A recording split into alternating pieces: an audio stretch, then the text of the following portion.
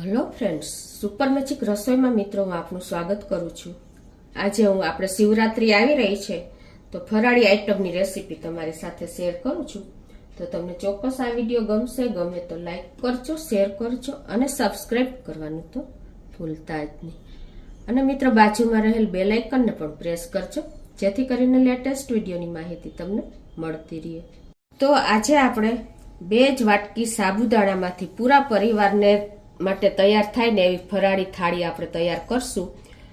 તો આજે આપણે ફરાળી આઈટમમાં જો સાબુદાણા લીધા છે, બાફેલા બટેટા લીધા છે, સિંગ શેકેલી અને ફોતરા ઉતારેલી લીધી છે, પછી આપણે તપકીર છે અને લીલું ટોપરું છે। તમારે લીલું ના હોય તો સૂકું પણ લઈ શકો છો। અને આપણે મોરૈયો છે, ખાંડ છે, મરચા છે, ધાણા ભાજી છે અને ફરાળી મીઠું એટલે કે પેલું મીઠું આપણે બ્રાઉન મીઠું આવે એ છે, તેલ છે। તો બનાવવાનું ચાલુ કરીએ। તો આ થાળીમાં આપણે ખાલી સાબુદાણા અને બટેટા અને રૂટીન મસાલાથી જ આપણે 2 બેટરમાંથી એટલી બધી વાનગી તૈયાર કરીએ છીએ કે સરળતાથી તૈયાર થશે, જે ઉપરથી ક્રિસ્પી અને અંદરથી સોફ્ટ એવી દાંત વગરના પણ ખાઈ શકે ને એવી આપણી ફરાળી થાળી તૈયાર થશે।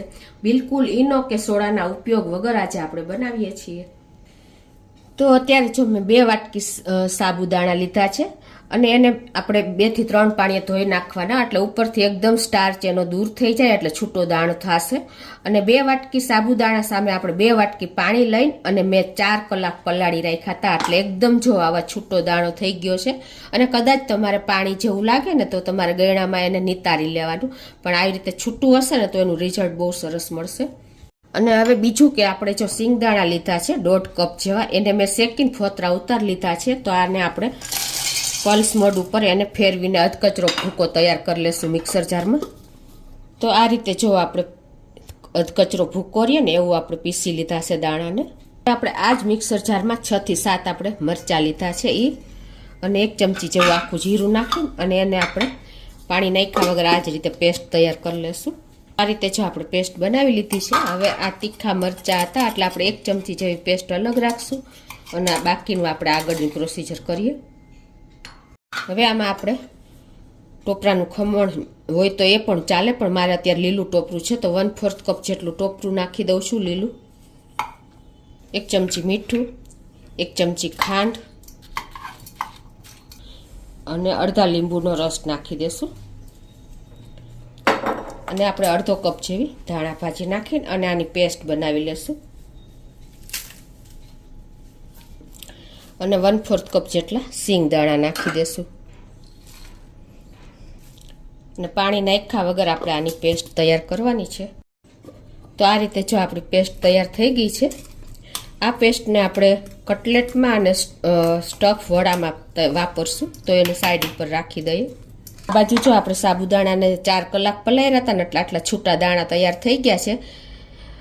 2 કપ સાબુદાણા સામે મેં 2 કપ પાણી રાખ્યું હતું અને 4 કલાક સુધી પલાળીને આ રીતે પાણી રહ્યું હોય તો તમારે નિતારી નાખવાનું છે। તો અત્યારે આપણે એક બોલમાં મિક્સિંગ બોલમાં નાખી દેશું અને એમાં આપણે 3/4 કપ જેટલો આપણે મગફળીનો જે શેકેલા દાણાનો ભૂકો છે ને એને નાખી દેશું અને એને મિક્સ કરી લેશું। એટલે શું થશે કે જે મોઇસ્ચર હશે ને સાબુદાણામાં એ શોષી લેશે ભૂકો।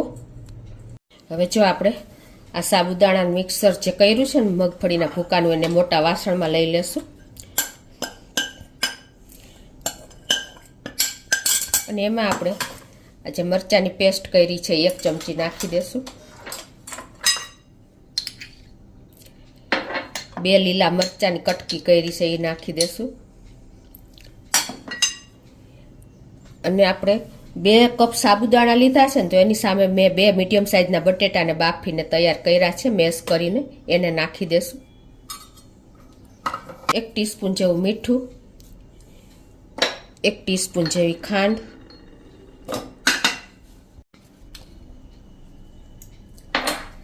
અને આપણે ધાણા ભાજી નાખશું અડધો કપ જેવી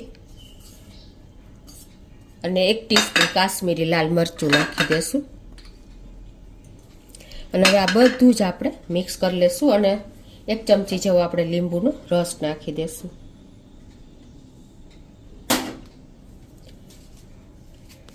તો આ રીતે જો આપણે સાબુદાણાથી અડધો આપણે બટેટાનો માવો લીધો છે, અને કદાચ તમારે બાઇન્ડિંગ ન આવે ને તો તમારે બટેટાનો માવો થોડો વધારે નાખી દેવાનો, અને એકદમ સરસ ટેસ્ટી જો આપણું મસાલાથી જ થઈ ગયું છે તૈયાર બેટર.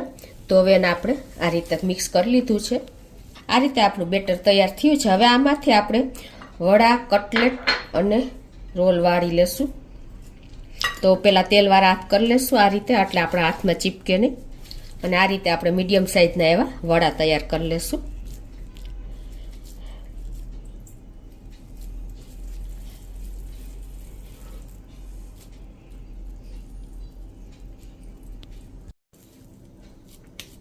તો જો આ રીતે આપણે વડા તૈયાર કરી લેશું.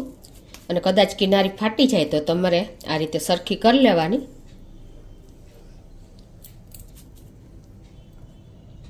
તો આ રીતે આપણે વડાને પણ તૈયાર કરી લીધા છે. હવે બાકરીના મિશ્રણમાંથી પણ આપણે એક રોલ વાળવા માટે થોડુંક મિશ્રણ લઈ લેશું અને એનો લુઓ વાળી લેશું આ રીતે. એકદમ સરસ તમે આ રીતે લુઓ કરશો ને પછી વચ્ચે ખાડો કરવાનો છે આ રીતે. અને પછી એમાં આપણે જે આ કોપરાની જે મિક્સ કરેલું મિશ્રણ છે ને પેસ્ટ, એને આપણે વચ્ચે મૂકી દેશું થોડીક આ રીતે સ્ટફિંગ તરીકે. અને પછી આપણે લુઆને આ રીતે મિશ્રણને સ્ટફ કરી અને લુઓ બેન્ડ કરી દેશું, એટલે સરસ આપણું અંદર સ્ટફિંગ તૈયાર થઈ જાય. અને પછી એનો આપણે આ રીતે રોલ વાળી લેશું. તમને હાથમાં ચીપકે તો તેલવાળો હાથ કરી જ લેવાનો. તો આ રીતે જો આપણે રોલ તૈયાર કરી લેશું બધા જ સ્ટફિંગવાળા. આ રીતે જો આપણે રોલને પણ તૈયાર કરી લીધા છે.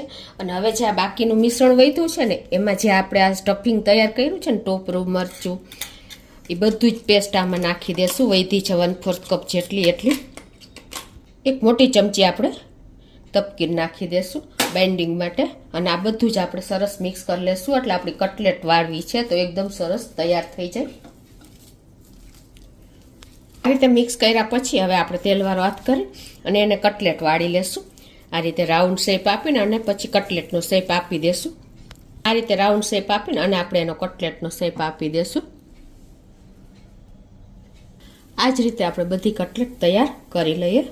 તો આ રીતે આપણે કટલેટ પણ વાળી લીધી છે.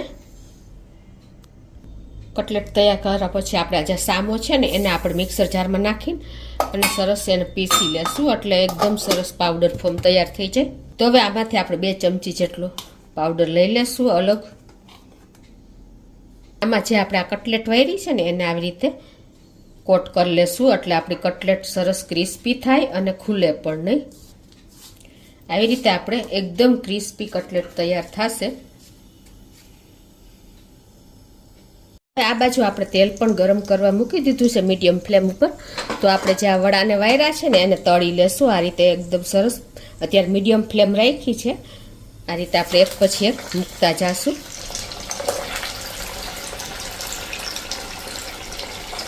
શરૂઆતમાં આપણે એને નથી ફેરવવાના, થોડાક કૂક થઈ જાય ને પછી જ ફેરવશું.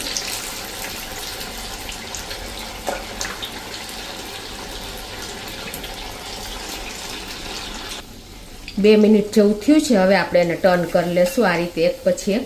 શરૂઆતમાં તમે અડશો ને તો ટચ થશે તો કદાચ ડર રહેશે ખુલી જવાની, પણ ખુલશે નહીં. પણ એકદમ સરસ જોઈએ એવું રિઝલ્ટ ન મળે, એટલે આપણે 1-2 મિનિટ આ રીતે મીડિયમ ફ્લેમ પર રાખીશું અને પછી જ એને આપણે ટર્ન કરીએ. આ રીતે જો આપણી વડા પણ તરાઈને રેડી થઈ ગયા છે તો આપણે જારામાં લઈ લેશું.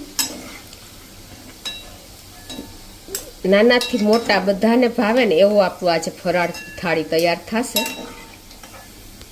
તો હવે એને આપણે એક પ્લેટમાં નાખી દેશું. હવે એ જ રીતે આપણે આ રોલને પણ સ્ટફિંગ રોલને તળી લેશું. ગેસની ફ્લેમ મીડિયમ જ રાખી છે. એને પણ આપણે શરૂઆતમાં ટચ નહીં કરીએ. તો આ રીતે હવે આપણે 2 મિનિટ થઈ છે તો રોલને પણ બધા રોલને ફેરવી લઈએ. આ રીતે આપણા રોલ પણ તૈયાર થઈ ગયા છે તો એક એક કરીને આપણે જારામાં લઈ લેશું. આ રીતે આપણે રોલને પણ તળી લીધા છે. ગેસની ફ્લેમ ફૂલ કરી નાખશું અને આપણે જે આ કટલેટ તૈયાર કરી છે ને એને તળી લેશું આ રીતે.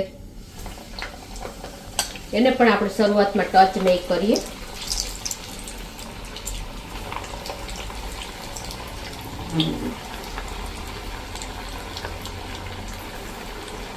કટલેટને પણ હવે તળ કરી લઈએ. જો એકદમ સરસ ક્રિસ્પી આપણી કટલેટ તૈયાર થઈ છે.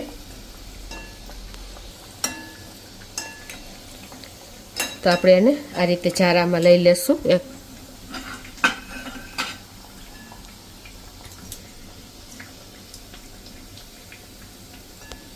આ રીતે આપણી કટલેટ પણ રેડી થઈ ગઈ છે.